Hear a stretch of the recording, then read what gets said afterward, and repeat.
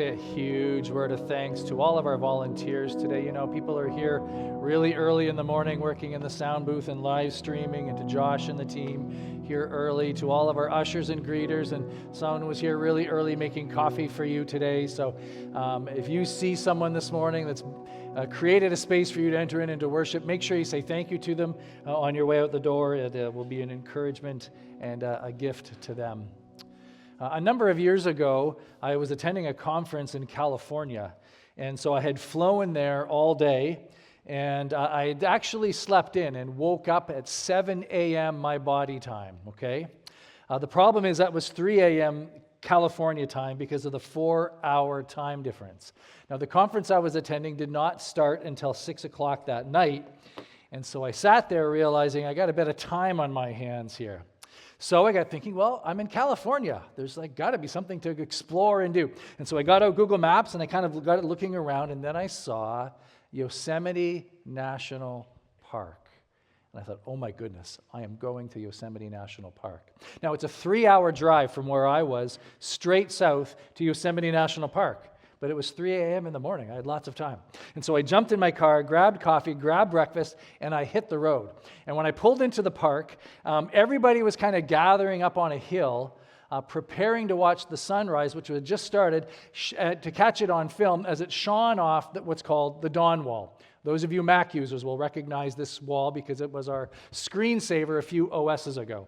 But they were all kind of there. There was hundreds of people, great big expensive cameras, all wanting to catch the sun kind of rise, reflecting on this massive 3,000-foot granite rock face.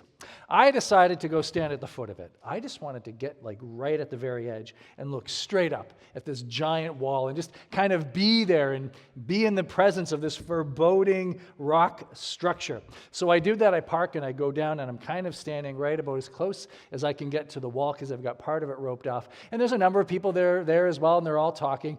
But then I hear voices. And the voices are coming from up on the wall. And so I kind of stop and I'm looking up, and then this is what I see.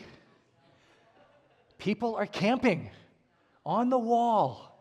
And I'm thinking to myself, what was this? What were these people's thought? We're going to go hike the wall, or we're going to kind of climb up it, and we probably won't get there in a full day, so we'll just stop halfway. We'll camp up here, okay? And I was utterly amazed, and I'm trying to picture themselves getting tucked in at night, making a little sleepy time tea, curling up in a ball, and how could you ever sleep on the middle of this rock face? We're going to come back to this image in a little bit. Today's the last in a series of messages that we've been doing as we've been working together as a church through this journey of kind of prayerfully considering how it is that we're going to take this next step forward and how it is that you might be involved in our church capital campaign. We've talked about unity, that God has given us each something, and our job is simply to be faithful with the thing that God has given to us. We talked about mission, that all of our conversations around New Space is in hopes that we have the privilege of serving new people. That this is not about your comfort or my comfort or kind of just making it kind of more convenient or comfortable for us. That we are really hoping and praying that as we take this step forward, God is going to give us the privilege of serving and loving more people. Last week we talked about financial generosity, that we are stewards of what God has given to us. We are not owners, and that we ought to learn to live that way for our own soul's sake. And I just want to give you a few reminders this week before we jump into our message. That this coming week, we're going to be inviting you into a time of prayer. On Friday, you would have received an email from the church, and as one of the attachments on that email was a prayer guide, a way for you to be praying for our church into this week. We're also going to have the church open on Friday from 9 a.m. till 9 p.m., and you can come by anytime into the youth room. We're going to have it set up. All of the requests that people have submitted will be there. You can pick up a handful, sit and pray through them, and it'll be your opportunity to pray for your church family. And then next Saturday, this coming Saturday night at 6 o'clock, we're going to be inviting you to come to kind of an evening of worship and prayer, to come together and to worship and to have opportunity to pray for the many requests and pray for our church in this important season in our life. And so remind you of those. And registration is now open for you to attend one of our banquets. We're going to be having 2 in-person banquets in this room to about 100 or 120 people. We want you to come. If you haven't registered, I would encourage you to register soon. Space is going to fill up, and there's only space for so many people. It's going to be a great evening. You're going to have a free roast beef dinner. We're going to talk to you about this campaign. We've got some great stories. We're going to show you about kind of what the new space is going to look like, and we're going to explain to you how it is that you can be involved in this campaign, and we're looking forward to this opportunity. We'll also have an online option if you would prefer that, but you need to register for that also. And all of this is kind of building to the moment that on September 2nd, we're going to be asking you to come ready to make a commitment or express your commitment in terms of what you would be willing to give above and beyond what you already give now to help us move forward with this next phase. And so we want you to be thinking about that. The importance of you filling out that card and giving it to us is it helps us make an informed decision about how best to move forward. So that information will be really critical for us to have, and we'll give you some more information about that in the weeks to come.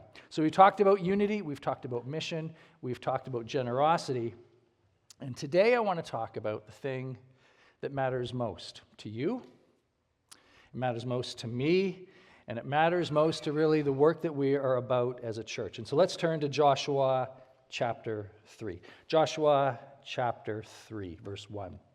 First, a little context. We're catching this story at the very end of a long journey. The people of Israel have been wandering in the wilderness for 40 years, and they are now just about to enter into the promised land.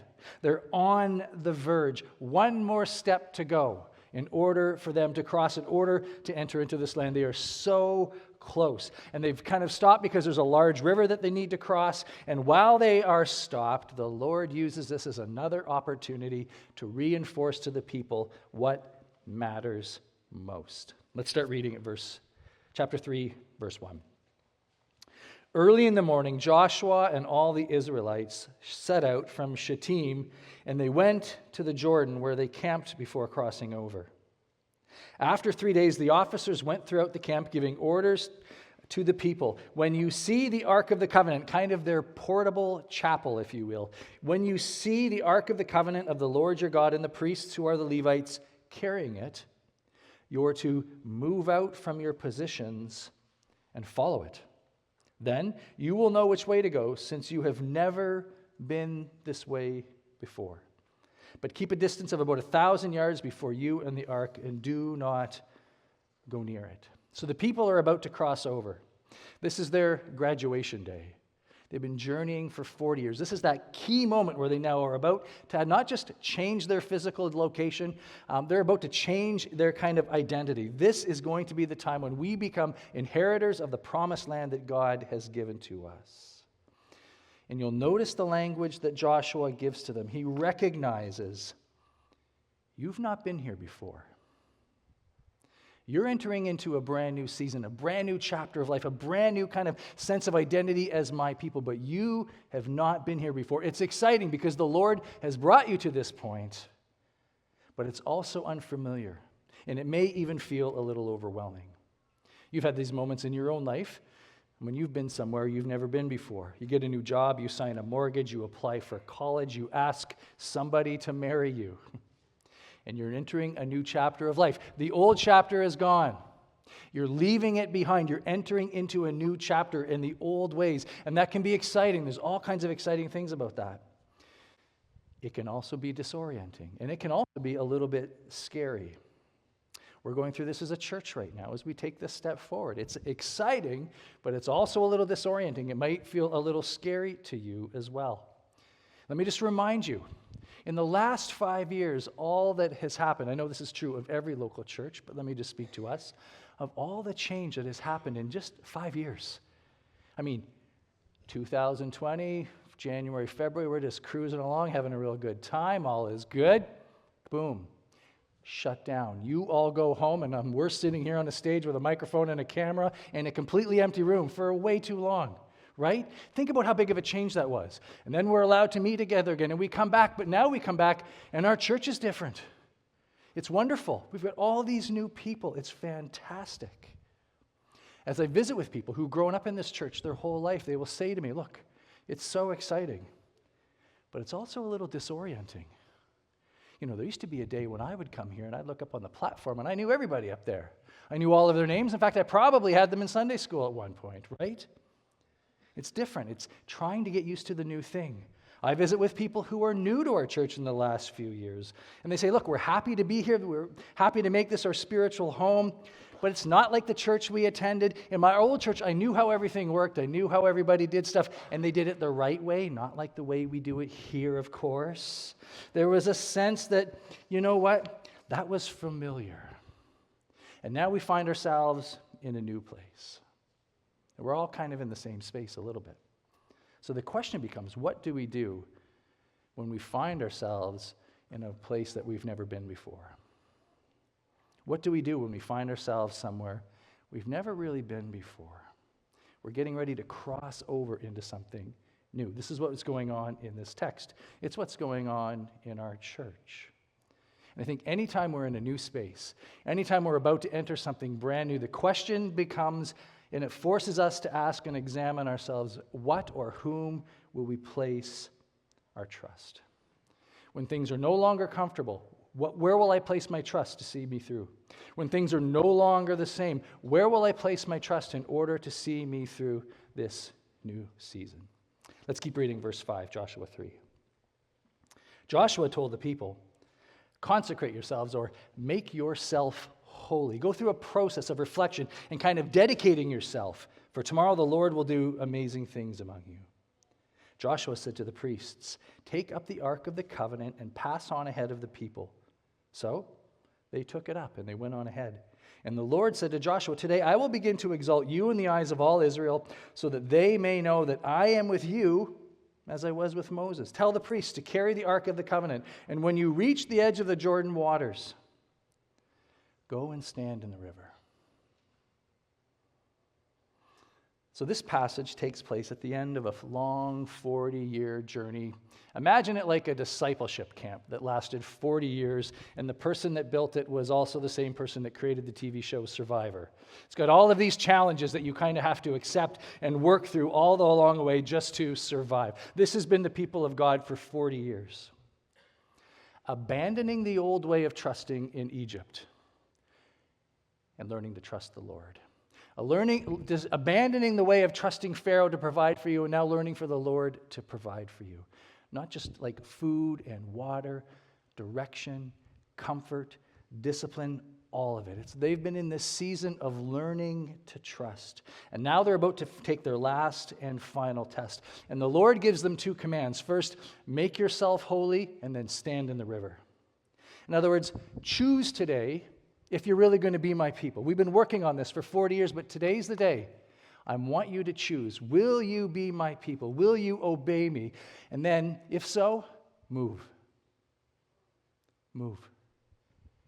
Choose today that I'm going to make the Lord my God. He will be mine. And then make your life look like that's the real case. Choose to set yourself apart and then go the direction to which I have called you to. The Lord is calling his people to trust in a way that they've not trusted before. Let me talk about faith for a second. What it isn't, and then what it is. Faith is not a blind leap.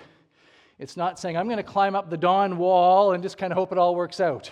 That's not faith. That's foolishness. Faith is not a feeling where I need to whip myself into a frenzy and feel something in order for me to know that God is true. Faith is not simply mental acceptance of ideas. That's important, but then from that, we must then let our lives be shaped by those truths. Because faith is belief, it's trust, it's confidence, it's reliance, it's confidence grounded in reality. One author said, faith is not belief without proof, but trust without reservations. And it's action. Once we place our faith in something, we are then moving in a new direction because of what we believe to be true. And God says to his people, choose, make yourself holy, choose to be set apart for me, but then go, do something about it. And when you're in a season where you've never been before, in a place that's brand new to you, it becomes an opportunity for us to say, God, in this new season, in this new day, I'm going to dedicate myself to you. I'm going to submit my life to you. I'm going to choose to put my trust in you because there's going to be all kinds of things in this new world that I have no idea about. And I'm going to do something about it. I am going to take my faith and apply it to every part of my life. Every part of my life. And what happens is when we do that, God takes our meager act of faith and our little bit of obedience, and he transforms it into something greater than we could ever ask for ourselves. Choose and then move. Now, I know in my own life I've been tempted to stay put because I think, well, God, I need more faith in order to move. God, I need greater faith to move. God, I need, purer faith in order to move. I think too often that becomes an excuse to simply stay where we are. I think what the Lord would say to us is, take the little bit of faith you have. It might be as small as a mustard seed, and apply it to your life today. And watch what I might do. You see, when I talk about I need more faith, I need greater faith, so often the center of that conversation is me and what I can do, and me feeling good enough, or me feeling strong enough, or me being enough, when the reality is my hope is not in me at all. My hope is what God might do through my surrendered life.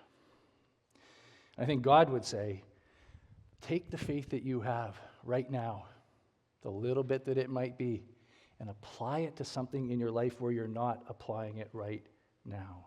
Think about the people whose faith you admire, the people that kind of stand out to you as people like, that's the kind of person I kind of want my life to look like.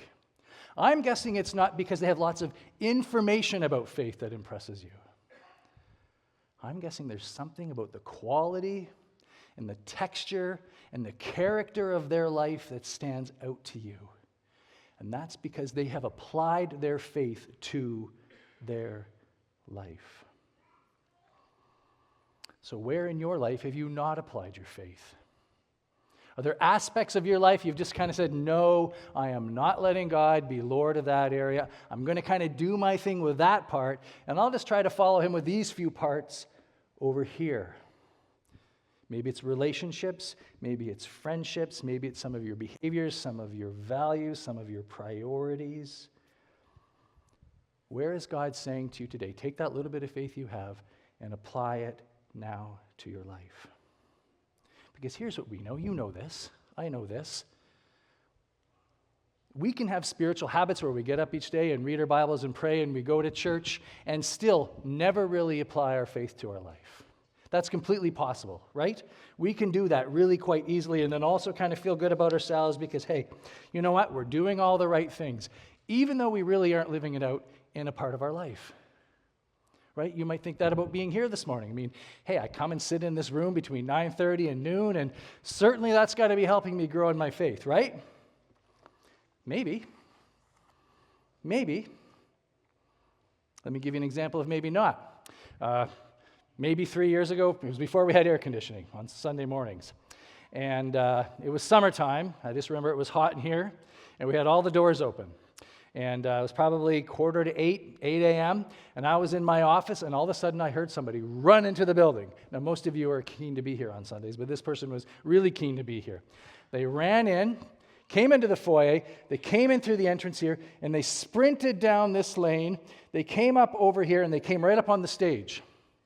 They were being chased by 2 police officers. And the police officers were sprinting after them at equal speed, and they were having a sort of a conversation back and forth to each other. Not the kind of conversations we normally have in here on a Sunday morning. They were, talking to each other. And they came up here, and the police officers tackled the guy right here. Now, the worship team was practicing. They were right here. The poor singers were standing right here. And this guy gets tackled on the stage right here. Now, he was in church on Sunday, and he was face down at the altar, okay? I don't know if it was doing him a whole lot of good. And the police dragged him out of here. We still have no idea what was going on. They left, and we just kind of pretended to continue on like nothing had happened. The point is this: Jesus' invitation to us is to follow, to get up and to move, to do something, to go somewhere, to take the little bit of faith we have and apply it to our lives, trusting that God's way is the best way for me, even if it's the most difficult way, even if it's the complicated way, even if it's a little bit uncomfortable to us as well. But to choose to consecrate ourselves, to make ourselves holy, to make the choice to say, Lord, here is my life. I'm going to place it in your hands, and I'm going to trust you with it. J.K. Smith, Christian philosopher, writes this: the question isn't whether you're going to believe, because you're going to believe something, but who. It's not merely about what to believe, but who to entrust yourself to. Do you really want to trust yourself? Do you really think humanity is our best bet? Do you really think we are the answer to our problems, we who've generated all of them? If you're going into a season that you've never been in before in your own life, who is it you're going to trust in that season? It's the question we are asking ourselves as a congregation as we enter into this new season as well. Let's keep reading verses 14 to 16. So when the people broke camp to cross the Jordan, the priests carrying the Ark of the Covenant, they went ahead of them. Now the Jordan is at flood stage, all during harvest. Yet as soon as the priests who carried the Ark reached the Jordan, and their feet touched the water's edge, the water from upstream stopped flowing. It piled up in a heap at a great distance away at a town called Adam in the vicinity of Zarathan, while the water flowing down to the Sea of Arabah was completely cut off. So the people crossed over opposite Jericho. And when I hear this, there's two images that stand out to me. One image is what the people did in the water, and the other is what the Lord did in the water. And in my little juvenile brain, I thought, who made the biggest splash? The people took off their shoes and they entered into the water with their feet. They must have made a little bit of a ripple. And then the Lord took that and he pulled back the waters and held them at bay. And they learned a lesson about trusting. They learned a lesson that we take our little bit of faith and our little bit of obedience and we place it in the Lord's hands, and he does something so much greater than we could ever ask or imagine. Not just for these folks, but for all the generations that came after them, and for you and I as people of faith today. When I think about this campaign and this bold step to add new space for new people, it requires faith to trust. And our hope is it feels like a very big project that's overwhelming with lots of details. In the grand scheme of things, it's a small act of faithfulness in comparison to what God is going to do for generations to come in the hearts and lives of people, who takes broken people and puts them back together again, who brings healing and reconciliation and restoration to people, who takes people and the Lord draws them to himself, people who've completely thought that God's given up on them, they're too bad, they're too far gone, and the Lord draws them to himself and he restores them and breathes new life back into them, who gives weary hearts peace again. You and I can't do any of that no matter how hard we try.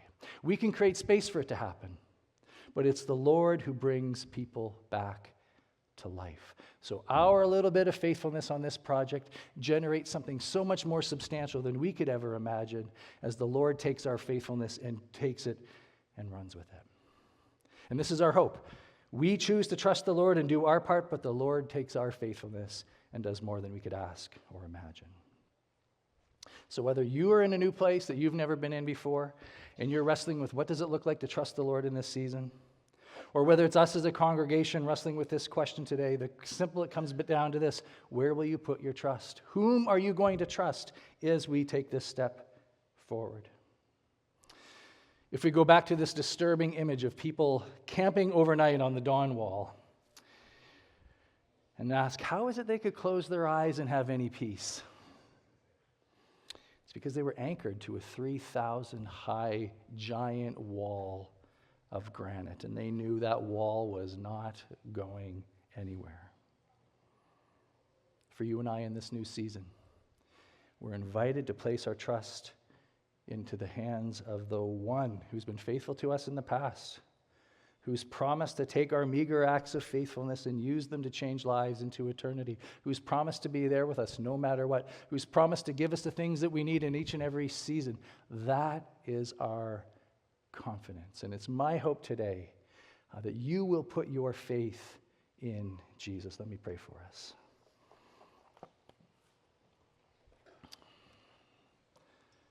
God, we are grateful that in every season there's challenges that we face that force us to ask this question: who is it that we are going to trust right now? And so, Lord, I pray today for people who are entering into new seasons, who find themselves in a new season and they really don't like it, who are feeling a little lost in their own lives, maybe a little bit overwhelmed, that they would hear your invitation to choose to consecrate themselves today and to keep moving forward, that you will provide for them what they need and meet with them where they are. And Lord, for us as a church, as we stand on the banks of this river, hearing your invitation to move forward, we pray that you would help us to have the faith to trust you, to actually apply it to our lives and to make decisions with our lives that would bring you honor and bring you glory. We pray this in your